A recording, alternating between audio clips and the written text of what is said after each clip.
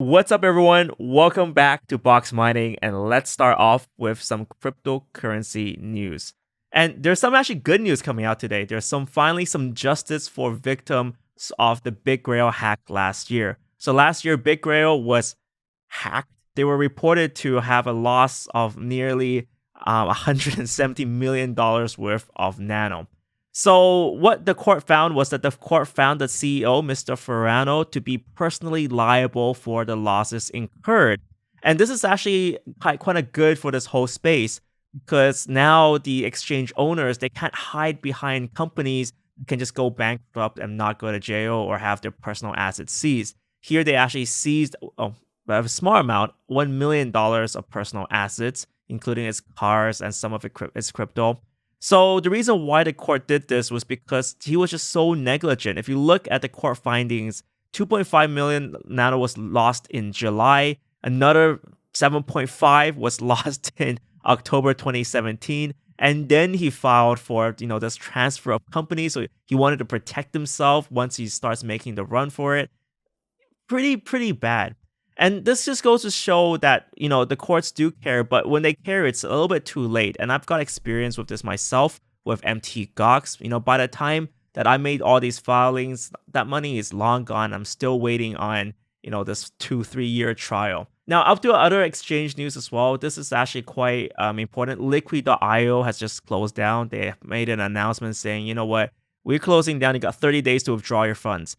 Do not wait for that 30 days. If you have funds in liquid.io, withdraw them right now. Just, even just close this video just go there, withdraw all your funds because it's very likely that they are not solvent. They don't have enough funds to refund everyone.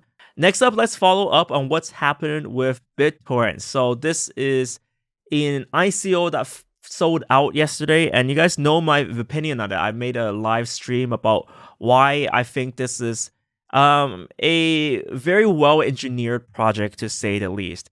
The reason why it's well engineered, it's listed on Binance Labs, so it kind of implies that Binance may potentially list it. After all, it's on their own freaking launchpad.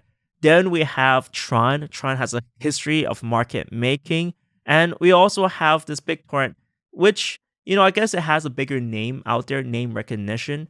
And that's why I felt like a lot of people will go into this for the wrong reasons. The reason being that they can make a quick flip. And what was the reality? Well, the reality was very similar. If you actually look at the number of people who actually successfully got in, it wasn't that huge. It was 622 for the Tron sale, 340 for the BNB sale, which is less than 1,000 total people got in. And the reason for this was because the website was actually, the Binance Launchpad actually stumbled either by the sheer number of people trying to access it or by an intentional attack by some whales or some groups, maybe even insiders who try to attack it so they are the only ones who get in on this deal and then they can potentially flip it onto the general public. So that's my opinion on it. I think it's engineered very well in terms of the actual use case. It's actually going to be problematic because BitTorrent is a protocol. So there's a lot of people who definitely use it. And we're actually talking about how there were companies that actually use it. For example, we even have League of Legends. Riot actually used one of their BitTorrent protocols, but they can implement their own version of it.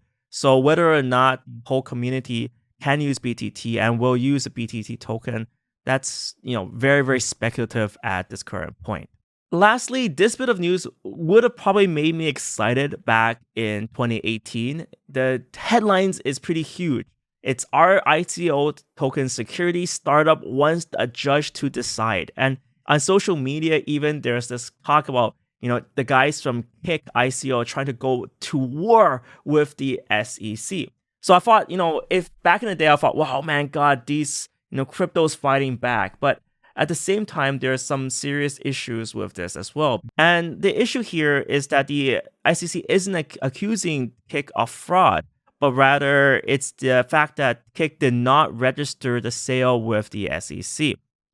Now, the interesting part about this is that Kick is retaliating with a 39-page rebuttal saying, actually, because the terms didn't constitute an investment contract, and investors weren't led to expect a profit from the purchase of KIN, they're not a security.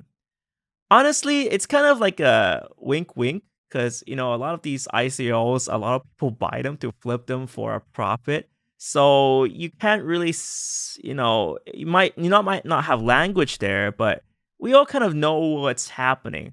I actually think that a lot of securities, in terms of what they're doing, and this is something I want to talk about later, is that they give us impression that's related to the company, and because they can change the terms of whatever time they want, there needs to be some sort of legislation on centralized projects. Decentralized projects are a whole new deal. So this is why think we need in this space to make this distinction between what is a decentralized project and what is a centralized one. For me personally, I think for utility tokens and for tokens on centralized platforms, they seriously need to be regulated. We saw some serious bullshit coming this month, especially in relation to what happened with 10x and their pay token and with the B token as well. So, with that in mind, I think we need to make that distinction between what is a utility token and what is a decentralized currency. Decentralized currencies, their power stems from the fact that they are beyond this regulation, but centralized projects definitely need some protection for token holders. And anyways, that's it for me today, guys. Thank you guys so much for watching this episode. If you guys like news updates, tell me what you guys think about this whole Tron ICO from yesterday. Do you guys try to participate and not get in? Do you think it's a big scam? Do you think that there is actually use cases for BTT token? Tell me in the comment section below. Thank you guys so much for watching. See you next time.